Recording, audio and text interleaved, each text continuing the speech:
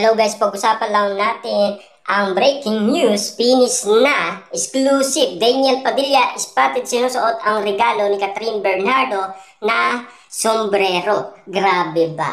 Kita niyo naman guys, no? Yung mga latest ngayon na pinag-uusapan ay konektado pa rin sa Katniel. Alos kasi ang mga nakikita sa mga nangyayari kina Daniel Padilla at Catherine Bernardo, parang gusto nilang balikan ang nakaraan. Kasi alam naman natin guys, no, sa dami-dami nga naman kasing issue at intriga na kumakalat, pero hanggang issue lang.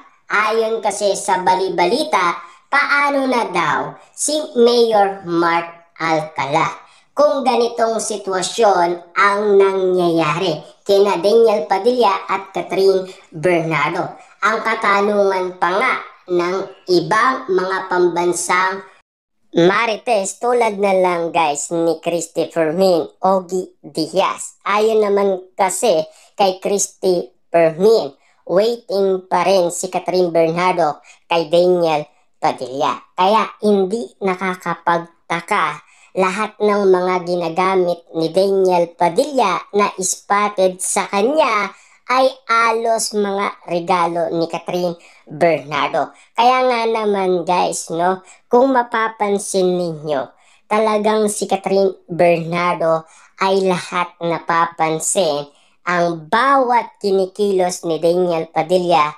dahil exclusive yan na pinag-uusapan ngayon sa social media. Siyempre, kinikilig pa rin si Catherine Bernardo. Papaano nga naman kasi sa lahat ng pinag-uusapan sa Pilipinas Got Talent Season 7, alos kay Daniel Padilla nakakonektado. Kita nyo naman, meron siyang ka-lookalike.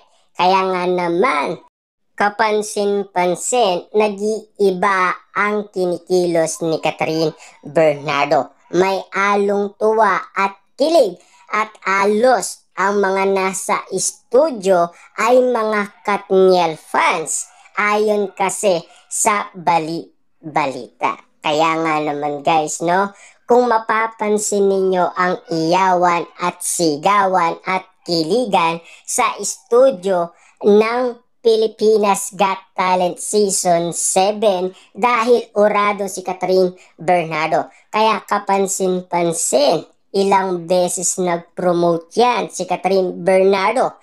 Pero ang nabalitaan natin nung una, dahil nag-promote si Catherine Bernardo na naaalala niya pa ang mga nakaraan sa kanila ni Daniel Padilla sa The House of Us. Kasi yun ang pinaka-uling movie nila.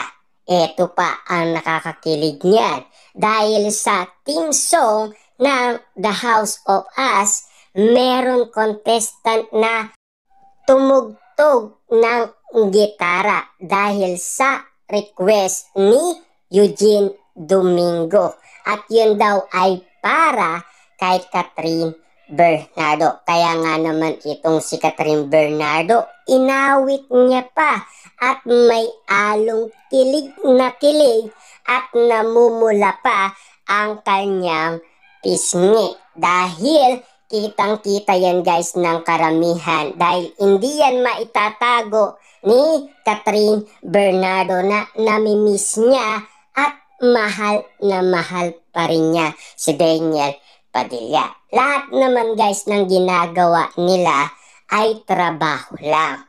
Diba? Walang personalan.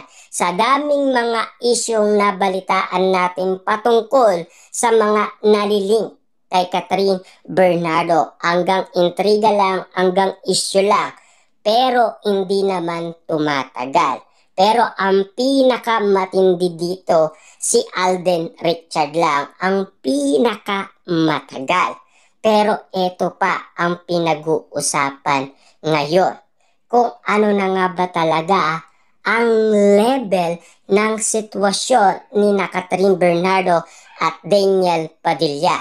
Ngayon, ang pinag-uusapan ay ang kanilang pagiging independent dahil nauna si Catherine Bernardo, sumunod naman itong si Daniel Padilla. Kaya hindi nakakapagtaka sa ganitong sitwasyon na parang lahat na lang ng pinag-uusapan ngayon ay patungkol na kina Daniel Padilla at Catherine Bernardo. Lalong-lalo na sa pasabog ng ABS-CBN dahil binalik niya ang truba ng movie ng Katniel at ang teleserye.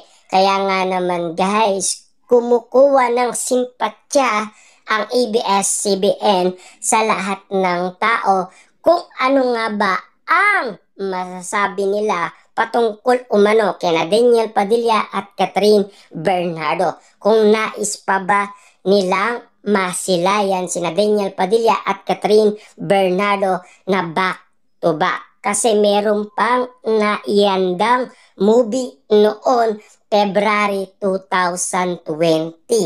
Ang After Forever. Nang dahil nagkaroon tayo ng pandemic, hindi yan nagawa. At siyempre, nag-iwalay pa sila. At lalong-lalo na, pinag-uusapan ngayon kung sakasakaling pagbibigyan ang mga request ng maraming tao.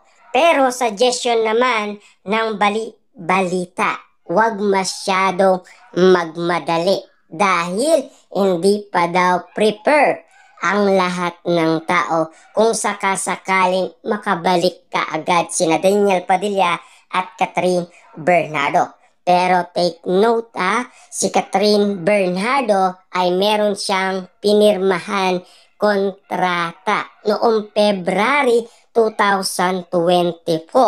At ayon sa kontrata ni Catherine Bernardo, ayaw niyang makasama si Daniel Padilla kahit anuman project. Yan kasi guys ang pinag-uusapan noon na sana maunawaan din natin.